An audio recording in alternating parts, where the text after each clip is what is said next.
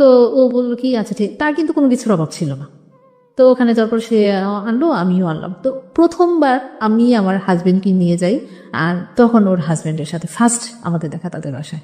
ওকে, তার হাজবেন্ডের সাথে দেখা, তো সে তো মানে ওরকম ভাবেই খুব দেখতেও খুব হ্যান্ডসাম ছিল। তো ওখানে ফার্স্ট দেখা, আমি আর ততটা তাকে ইয়ে করিনি।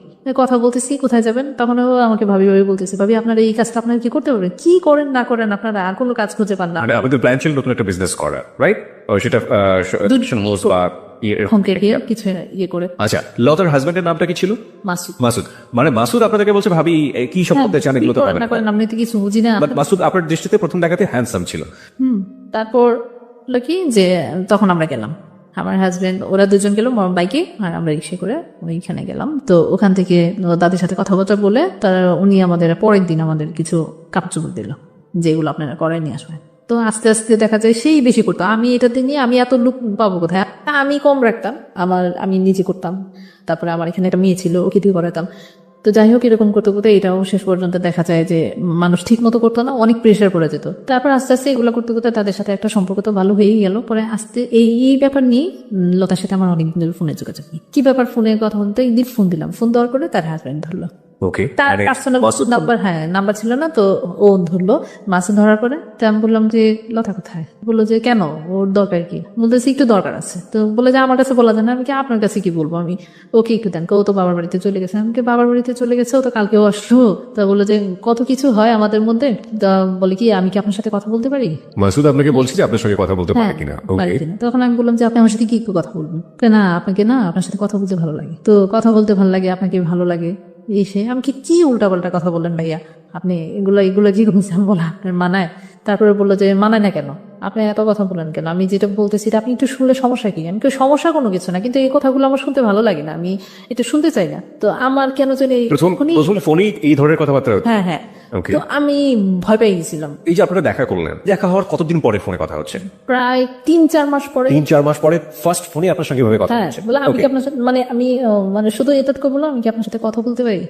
কি কথা বলবেন আপনি, যে না আপনার বিজনেস সম্পর্কে এই ধরনের কথাগুলাই বলছিল তখন। তো তার ব্যালেন্স শেষ হয়ে গেল, তো অফিসে চলে গেল। সে অফিসে যাওয়ার পথে সে আবার আমাকে ফোন দিল, হ্যাঁ ব্যালেন্স করে, আমার মোবাইলে তখন ব্যালেন্স শেষ হয়ে গেছে। আচ্ছা এখন বলতে চাচ্ছি, আমি কি বলবেন আপনি বলেন, কেন আপনার সাথে আমার একটা জরুরি কথা আছে। আপনাকে তো আমি অনেক দিন যাবত চিনি, অনেক দিন যাবত দেখি, আমাকে দেখেন চিনবেন না কেন, আপনার ওয়াইফের সাথে আমার একটা ভালো সম্পর্ক।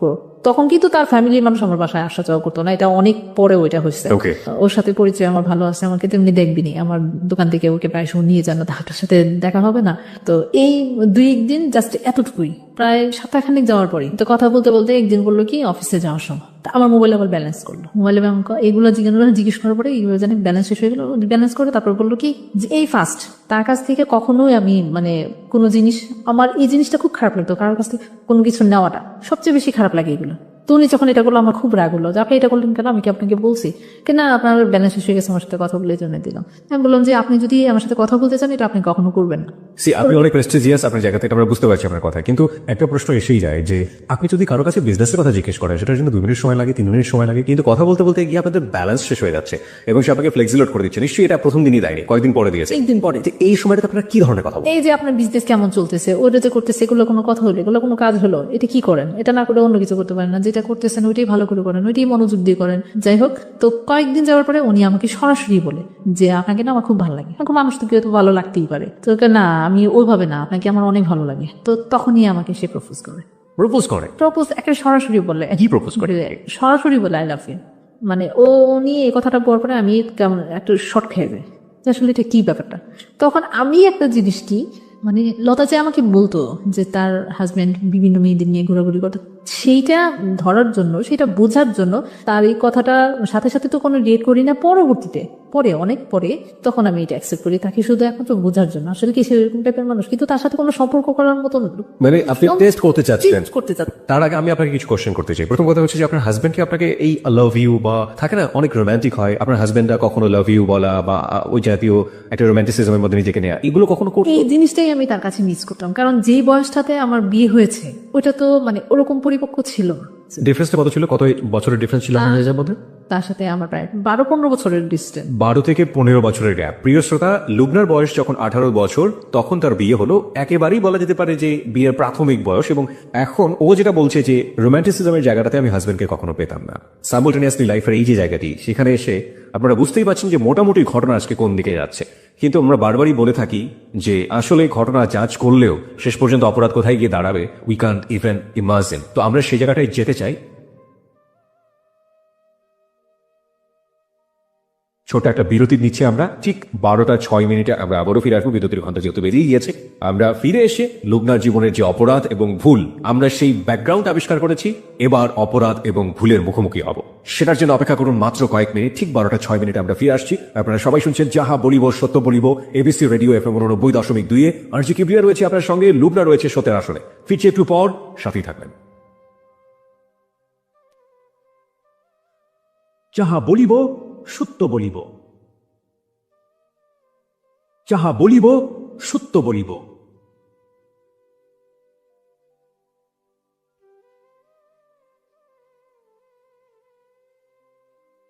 প্রিয় শ্রোতা, 12:06 হচ্ছে সময়। আমরা সংবাদের বিরতির পরপরই আবারও ফিরে এসেছি যাহা বলিব সত্য বলিবতে। আপনি শুনছেন আরজি কিবরিয়াকে, এবং আরজি কিবরিয়ার সঙ্গে রয়েছে আরজি কিবরিয়া টিম, আরজি সুমন ও সাউন্ড এডিটর মঞ্জু। এবং আমাদের সঙ্গে আজকে সত্যের আসনে রয়েছে লুবনা, তার জীবনের অপ্রিয় সত্যগুলো নিয়ে। অপ্রিয় সত্যের ব্যাকগ্রাউন্ড আমরা আবিষ্কার করেছি 11টা থেকে 12টার মধ্যে। এই পর্যায়ে আমরা একেবারে অপরাধ আর ভুলের মুখোমুখি হব। আর আপনাদের সবাইকে বলছি, আপনারা যদি লুবনাকে দেখতে চান, চলে আসতে পারেন আমাদের ফেসবুকে। আমাদের ফেসবুকের ঠিকানা facebook.com/ABC Radio FM 89.2। ওখানে গিয়ে আপনি যে লিঙ্কটা পাবেন, সেখানে লাইক দিলে আপনি সঙ্গে সঙ্গে এই ছবি দেখতে পাবেন এবং ওখানকার মেম্বার হয়ে যাবেন, আমাদের এবিসি রেডিওর মেম্বার হয়ে যাবেন। ওকে লুবনা, ফিরছি আপনার কাছে। আপনি যে জায়গাটিতে ছিলেন, যে আপনি এক ধরনের টেস্ট করতে চাইলেন যে আসলেই লতা সত্য বলেছিল কিনা, সেটার জন্য আপনি এগ্রি করে নিলেন যে okay I love you too, right? হ্যাঁ, তারপর অনেকদিন পরেই হচ্ছিল। যাই হোক, আমার কাছ থেকে এটা অনেকদিন পরে ব্যাক করি। জি। তো এইভাবেই আমাদের দিন চলতে থেকে, কথা বলতে থাকি, ছেলে মেয়েদের নিয়ে কথা হয়। আর ও তখন বেশি বেশি লতাকে আমার দোকানে মানে পাঠাতো, মানে আসলেই সে নিয়ে যেতে পারবে, নিয়ে যাওয়ার ছিল আমাকে দেখে যেতে পারবে। ওকে। হ্যাঁ, তো আমাকে অনেক ফোর্স করতো মানে বাইরে যাওয়ার জন্য, চলো বেড়ায় আসি, ঘুরে আসি। সে আবার লতার কাছ থেকে আমার ফ্যামিলি ব্যাকগ্রাউন্ডটা জানলো যে আমার হাজবেন্ড কিরকম সে। তো আমি যেহেতু ওর কাছে সবকিছু বলতাম, তো ও যখন ওদের স্বাভাবিক সে এত কষ্ট থাকে, সে এরকম করে, এটা স্বাভাবিক আমাদের।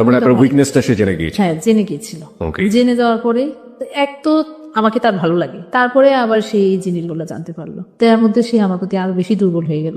তো সে আমাকে বলার পরে অনেকদিন পরে আমি তাকে টেস্ট করানোর জন্য, তো আস্তে আস্তে তার সাথে কথা বলতে বলতে আমিও একসময় বললাম।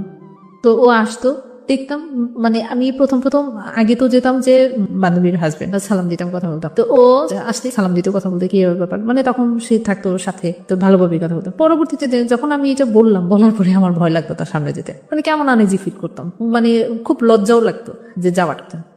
যাই হোক, তো এইভাবে করতে করতে তো একদিন ফোনে বললাম যে কি ব্যাপার, আমি তো ওকে আনতে যাই, এটা তো তোমাকে দেখার জন্য।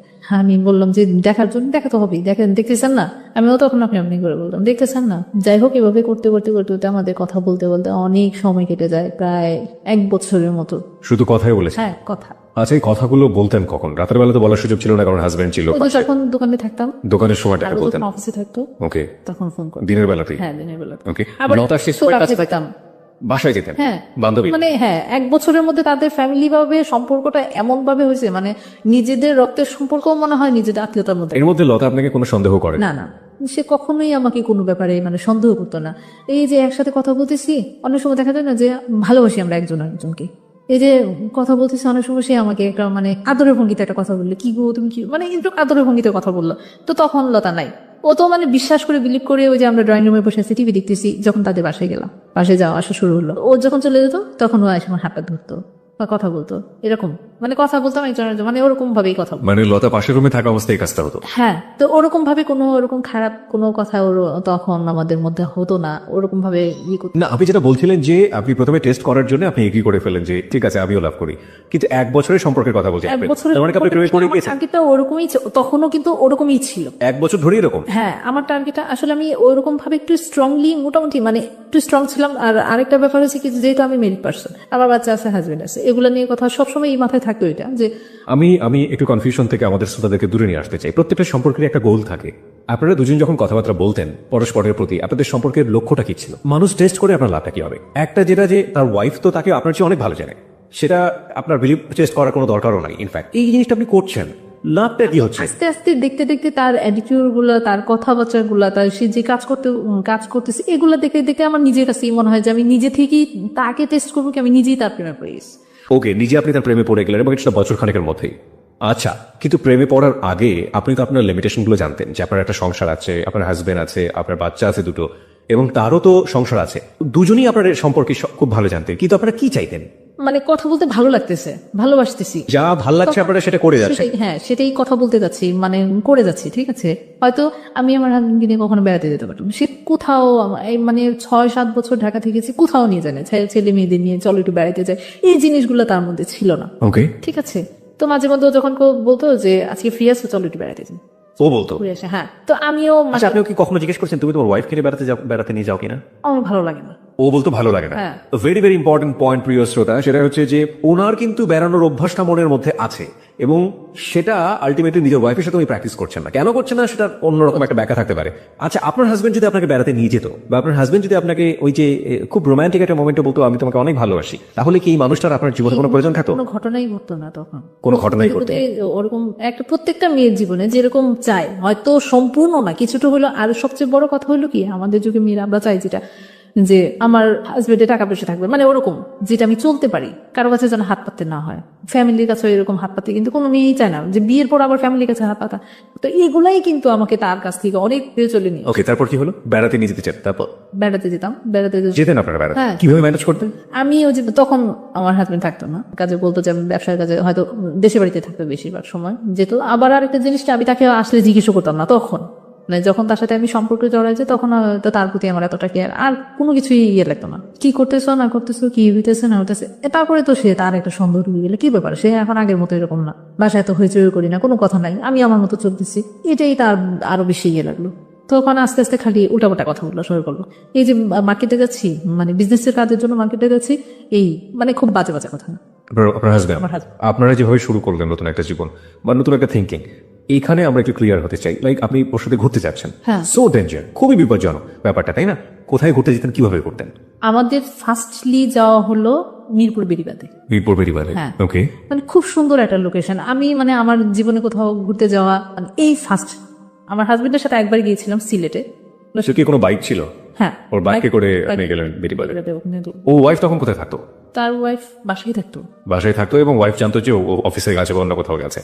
আপনার হাজবেন্ড জানতো যে আপনি আপনার বিজনেস নিয়ে ব্যস্ত আছেন। ব্যস্ত আছি। সে ম্যাক্সিমাম সময় তখন সে ঢাকা থাকতো না যখন আমি যেতাম। হ্যাঁ, তখন আমার বাচ্চাদের অনেক সময় করতাম কি, ওর বাসায় বাচ্চাদের, আমার বান্ধবীর বাসায় বাচ্চারা, বান্ধবী বাচ্চা টেক কেয়ার করো, আমরা দুজন ডেটিং করে আসি। তো এরকম বেশি দিন হয় নাই, একবার হয়েছে এরকম। এটা আজকে শুনলে সে প্রচন্ড কষ্ট পাবে আমি জানি। তারপর তার সাথে ঘুরতে যেতাম, ভালো লাগতো, কথা বলতাম, ভালো লাগতো। এভাবেই করতে করতে আমাদের অনেক দিন পার হয়ে যায়। তো এর মধ্যে হলো কি, আমি অসুস্থ হয়ে যাই। আমার জন্ডিস ছিল একবার, হয়েছে ওর সাথে সম্পর্ক না হওয়ার আগে, আমি ফার্স্টলি যখন ঢাকায় আসি তখন। ওকে। আর তারপরে হয়েছে তার সাথে রিলেশন হওয়ার পরে, অনেক পরেই হয় এটা। একবারে অনেক কিছু ঘটনার মানে তার সাথে সম্পর্ক, রিলেশন, অনেক মানে ফিজিক্যালি রিলেশনও তার সাথে সময়টাতে। হ্যাঁ, ওকে, হয়ে যায়। সেটা করেছে, আমাকে একদিন বললো যে চলো আজকে ইয়েতে যাবো, এয়ারপোর্টে, ফুটের দিকে ওখানে। তো আমি বললাম যে ওখানে কি, অনেক সুন্দর লোকেশন আছে, তোমার অনেক ভালো লাগবে। তো আমি তো তাকে প্রচন্ড বিলিভ করি, প্রচন্ড ভালোবাসি। তো ওখানে গেলাম, যাওয়ার পরে প্রচন্ড বৃষ্টি, অনেক বৃষ্টি। তো অনেক বৃষ্টির মধ্যে কোথায় যাব, মানে ভিজে দুজন একবারে কাক হয়ে গেছে, মানে এত বৃষ্টি। তো বললো কি যে এখানে ভালো হোটেল আছে, চলো আমরা একটু রেস্ট নেই। হ্যাঁ, রেস্ট তো দুজনের সম্মতিতে। আমাদেরও মানে খুব এমনিতেই তো সম্পর্ক খুব গভীর। তারপরও মানে যে এখন মনে হচ্ছিল, তখনকার মনে হচ্ছিল যে একবার মানে কোনো নেই, মানে তারও কোনো সংসার নেই, আমারও কোনো সংসার, আমরা দুজনকেই মানে দুজনের জন্য। হ্যাঁ, এরকমই একটা মনে হচ্ছিল। যাই হোক, ওখানে যাওয়ার পর তো হঠাৎ করে আমাদের মধ্যে একটা, যেহেতু দুজনই এক ভেজা, তারপর সামনাসামনি ভালোবাসার মানুষ, এর মধ্যেই আমাদের একটা ফিজিক্যাল রিলেশন হয়ে যায়। তারপরে আমার খুব গিল্টি ফিল হচ্ছিল তখন, মানে তার চেয়ে খারাপ মনে হয় যে আমার জীবনেও আমি এরকম খারাপ ফিল করিনি কখন, এত খারাপ লাগছে। তারপরে আমি তার সাথে অনেকক্ষণ কথাও বলিনি, তাহলে মানে আমরা দুজনের সাথে অনেকক্ষণ কথা বলিনি। তো সে আমার কাছে সরি বলছে, যে আসলে এরকম একটা চিন্তাও করতে পারি নাই, তোমাকে আসলে আমি মন প্রাণ থেকে ভালোবাসি, কিন্তু এভাবে কখনো কোনো কিছু হবে এটা বা। যাই হোক, পরে ওখান থেকে চলে আসি, তার সাথে অনেকদিন আমাদের দুজনের মধ্যেই আবার 2-3 দিন যাবত কথাবার্তা হয় না। পরে আবার সেই ফোন দিল, তাই আস্তে আস্তে আস্তে আস্তে আবার কথা শুরু হলো। তখন এয়ারপোর্ট থেকেই মানে বেড়াতে যেতাম কম, অ্যাক্সিডেন্টলি কখনো যদি কোনো কিছু হয়। তো এর মধ্যে আবার কি যে আমি আমার হাজবেন্ডের সাথে যে কথাবার্তা বলি না আগের মতো এরকম না, আর তখন মনে হচ্ছে একটু আরো বেশি তার সাথে আমার সম্পর্কটা আরো খারাপ হয়ে গেল। হাজবেন্ডের সাথে? হ্যাঁ, হাজবেন্ডের সাথে আরো খারাপ হয়ে গেল। মানে একটা হচ্ছে যে মানুষ যখন আরেকটার প্রতি ভালোবাসা বা যে কোনো একটাতে পড়ে যায় তখন মনে হয় এই সমস্যাগুলো হয়। তো এতদিন পর্যন্ত জ্ঞান করে তার কোনো কিছু করতে পারি না, এখন আবার এরকম তার মধ্যে মানে কোনো কিছুই। আর সেই খুঁটিনাটি অনেক কিছু খুঁজতো, কারোর সাথে কথা বললে যদি আমার কোনো কাজিনরা ফোন দেয় কথা বলে, আবার ধরেন দোকানে অনেক মহিলারা আসে, অনেক সময় দেখা যায় কি তারা বাসায় গিয়ে কোনো একটা জিনিস প্রয়োজন করলো, তার হাজবেন্ড ফোন দিয়ে আমাকে ফোন করলো, এটা স্বাভাবিক হতেই পারে। তো যখনই কেউ যদি ফোন করতো সে আবার কন্টিনিউ আমার মোবাইল চেক করতো। হাজবেন্ড আপনাকে সন্দেহ করে শুরু করলো? হ্যাঁ, যখন আমার ফোন ইউজ করলাম, ফোন নিলাম আমি, তখন থেকেই তার এই জিনিসটা মানে খুব ইয়ে হয়েছে যে সন্দেহ করতো যে মানে তখন তুই তো খাড়ির মধ্যে চলে তুই কোথায় গেছিলি, ওই যে এখানে গেছিস, ওই যে মার্কেটে যাস। অনেক সময় দেখা যাচ্ছে সে থাকে না, আমাকে মার্কেটে যেতে হয় একাই কোনো কিছু প্রয়োজন করলো, গিয়ে পুরুষ মানুষের সাথে গেছলে এই করতে বাচ্চা বাচ্চা কথা বলতো, ঝগড়াঝাটি হতো, হ্যাঁ গায়ে হাত তুলতো, গায়ে হাত দিত। কি সেই কন্টিনিউ তার একটা অভ্যাস ছিল কি একটা থাপ্পড় দেবে, মানে থাপ্পড়টাতে লাগতো অনেক, মানে এমন ভাবে গায়েগুলো হাত দিত কিন্তু এগুলো কারোরে দেখানোর মতো না, বোঝানোর মতো না, কিন্তু আমি খুব মানে ব্যথা পেতাম, বলতাম যে অনেক সময় কান্নাও করতাম। আমি কি এইভাবে মানুষকে বাচ্চাদের সামনে কখনো এরকম করেছো? হ্যাঁ, বাচ্চাদের সামনে এগুলো নিজের বাচ্চাদের সামনে কিভাবে কথা বলতে হয় সেটাই কি জানে না। এই যে ব্যাপারটা যেটা আপনাদের মধ্যে সম্পর্ক ধীরে ধীরে ধীরে ধীরে হাতাহাতির পর্যায়ে চলে আসছে, এই সময়টাতে তো মাসুদ আপনার জীবনে একেবারে অতপ্রতভাবে জড়িয়ে গেছে। আমি যদি আপনাকে ফ্র্যাঙ্কলি আপনার কাছ থেকে জানতে চাই, আপনার জীবনে লাভ কি এটাই, মানে লাভ ফার্স্ট লাভ বলতে কি এই মাসুদই ছিল? এর আগে আপনি কোনো ছেলের সাথে প্রেমে পড়েননি? না, সুযোগই হয় না। একটা মেয়ে একটা ছেলেকে লাভ করছে যখন তার বেবি হয়ে গেছে, যখন তার সংসার হয়ে গেছে, তার আগে সুযোগ হয়নি কিংবা মন থেকে ফিলই করেনি। তার জীবনে ফার্স্ট লাভ, চিন্তা করে দেখুন, যারা এখানে শুনছেন যারা অনেকে ম্যাচিউর, তারা জানেন যে জীবনের প্রথম লাভের প্রতি, ভালোবাসার প্রতি এফেকশনটা কতটা তীব্র হয়। আর এখানে এফেকশন প্লাস কত ধরনের অপরাধ, ভুল এবং একই সাথে কনফিউশন, অনিশ্চয়তা, কত কি যুক্ত হয়েছে এটার সাথে। হ্যাঁ, তারপর কি হলো? তারপরে আস্তে আস্তে সে তাকে যখন জানাতাম, সে এই যখনই আসতো কি করতো না করতো আমার কাছ থেকে আবার জানতো, জানলে সে এখানে অনেক কথা বলতো, কি করতেছো তুমি, থাক কোনো কথা বলো না, আমাকে বোঝানোর চেষ্টা করতো। মানে হাজবেন্ডের ব্যাপারগুলো আপনি মাসুদের কাছে বলতেন? ওকে। আর তার সাথে সম্পর্ক হওয়ার পরে এমন কোনো কথা নাই যে সে জানে না আমার, মানে সবকিছু। আমি আরেকটা ব্যাপার কি, তাকে ভালোবেসেছি এমন ভাবে আমি কোনো কিছু তার কাছে গোপন করতে পারতাম না, কোনো কথা বলে যে না বলে থাকতেও পারতাম না। একটা জিনিস যেটা বলার দরকার ঠিক বলা, মানে ওটাও মানে শেয়ার করতাম, বলতাম, সেও বলতো এরকম। মানে সেও মনে হয় যে বাসায় বেশি সে তার কথা এমন কথা আমি জানি, তার ওয়াইফ মনে আজ পর্যন্ত জানেন। মানে আমি যেরকম ভাবে চেয়েছিলাম আমার একটা লাইফ পার্টনার, সেও মনে হয় এরকম ভাবে এটা চেয়েছে, সে সবসময় বলতো। ওকে, তার ওয়াইফ কি তার লাভ ম্যারেজ ছিল? তার ওয়াইফের সাথে তার লাভ ম্যারেজ ছিল। এটা কেমন ধরনের লাভ ম্যারেজ আরেকটা বলি, সে ওয়াইফ তাকে পছন্দ করতো কিন্তু সে আসলে একটা চাপে পড়ে বিয়েটা করছে, যেটা আমি it was his point of view, মানে সে আপনাকে হয়ে বলেছে, but it was love marriage. Okay fine, আমরা এটা জাস্টিফাই করতে যাবো না, বাট এটা লাভ ম্যারেজ ছিল। ওকে, নেসেসিটি নোজ নো ল, প্রয়োজন কোনো আইন মানে না, নিয়ম মানে না, ঠিক জানি না, তবে সেই প্রয়োজনটা যদি নন এথিক্যাল হয়, সেই প্রয়োজনটা যদি অন্যায় হয়, সেই প্রয়োজনটা যদি এমন হয় যে কারো কাছে সেটা নিজেকে গিলটি, দোষী এবং অপরাধী করে দেবে নিজের বিবেকের কাছে, তবে সেই প্রয়োজনের কাছ থেকে দূরে থাকাটাও কিন্তু অনেক বড় একটা প্রয়োজন। হ্যাঁ, তারপর কি হলো? তারপর সবসময় শেয়ার করতাম নিজেদের সব পার্সোনাল ব্যাপারগুলি আমার, তো আমাকে সবসময় সান্ত্বনা দিত, বোঝাতো। আরেকটা ব্যাপার কি যে ও আমাকে আসলে পরে লাইফ পার্টনারের মতোই সে আমাকে দেখা শুরু করলো, যে আমি বিয়ে করবো তোমাকে, তুমি যদি তাকে ছেড়ে আসতে পারো আমি তোমাকে বিয়ে করবো, আমি তোমার সব দায়িত্ব নেবো। আমি বললাম যে এটা কখনোই সম্ভব, তোমাকে আমি ভালোবাসি সেটা ঠিক আছে, কিন্তু মানে এক পর্যায়ে দুজন এক ধরনের ডিসিশনই নিলাম, কিন্তু তার মধ্যে আমার বান্ধবীর একটা বেবি, ফার্স্ট বেবি, প্রায় 3 থেকে 4 বছর পরে, তার বিয়ে 3 থেকে 4 বছর পরে বেবি হলো। হ্যাঁ, কনসেপ্ট করে তারপরে মানে আমার সাথে সম্পর্ক পরেই তাদের অনেক পরেই তার মাসুদ বাবা হলো, হ্যাঁ, লতা মা হলো। ওকে, তো ওর এই সম্পূর্ণ জিনিস আমার উপর দিয়ে গেল। মানে আমি তাকে তখন তো লতা আমাকে প্রচন্ড বিলিভ করতো, মনে হয় যে তার ফ্যামিলির মানুষ, তার শ্বশুর বাড়ির মানুষ একদিকে, আমি একদিকে, যে কোনো জিনিসে ওকে ডাকো, ওকে আনো, মানে তার প্রতিও যেন আমার একটা অন্যরকম মায়া ছিল লতার প্রতি। হ্যাঁ, লতার। ওকে, তো ওই সবকিছু হসপিটালে নিয়ে এডমিশন করালাম, ওখানে তাকে দিয়ে আসা, কিন্তু রাতে কখনো থাকিনি, এমনি আসা যাওয়া, ওই 2-3 বাজারে তাকে দেখে আসতাম, এটা স্বাভাবিক, যেটা একটা সম্পর্ক ভালো, সেই আমাকে নিয়ে যেত। হ্যাঁ, মাসুদ নিয়ে যেত। অনেক সময় বলতো যে আজকে কি যাবা, তো বলছে হ্যাঁ, ওর একটু দেখে আসি, ঠিক আছে তুমি আসো, দিকে আমি নিয়ে যাবো। এক তো তার সাথে ঘোরা, আর মানে ঘোরা কি ওই পর্যন্ত, তো প্রায় সময় ও আমাকে নিয়ে যেত, তারপরে কন্টিনিউ তো তাদের সাথে আসা যাওয়া, বাসায় আসা যাওয়া, আমাদের বাসায় আসতো, তাদের এখানেও যেতাম। এরকম করতে করতে অনেক সময় এর মধ্যে যে একটা কথা বলো না, রত বেচা হলো কল্লাও দেখা হলো, মানে ভালোবাসার সম্পর্কটা এরকম ছিল যে ওই যে আমিও তখন বলে যে ওইখানে গেলে হয়তো দেখতে পাবো, মানে সে আছে বাসায়, কোথায় আছে, বাসায় আছি, আজও বাসায়, আচ্ছা আজকে চলে আসো। এই বিকালের দিকে আবার আমার এক ননদ আসে বেড়াতে, আপনারা যে ফ্রিকোয়েন্টলি কথা বলছেন এটা কি লতা জানতে পারে ওই সময়টাতে? ও তার সামনে আবার অনেক সময় কথা বলতাম। মানে লতার সামনে কি? এটা লতা কিভাবে নিত? না, এটা কোনো ভালোবাসার কথা ছিল না, অনেক দুষ্টামি, লুডো খেলতাম তাদের বাসায়, এখানে কোনো মাইন্ড করার